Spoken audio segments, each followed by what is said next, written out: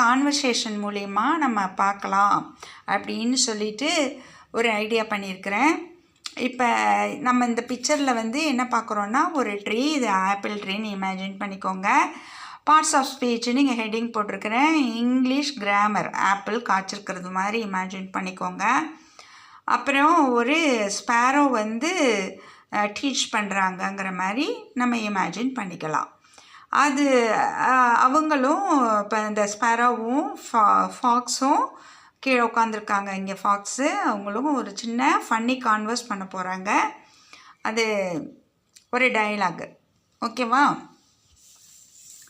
அதை முடிச்சுட்டு நம்ம வந்து பார்ட்ஸ் ஆஃப் ஸ்பீச்சு பார்ப்போம். ஓகே, இப்போ நரி பேசுகிறாங்க.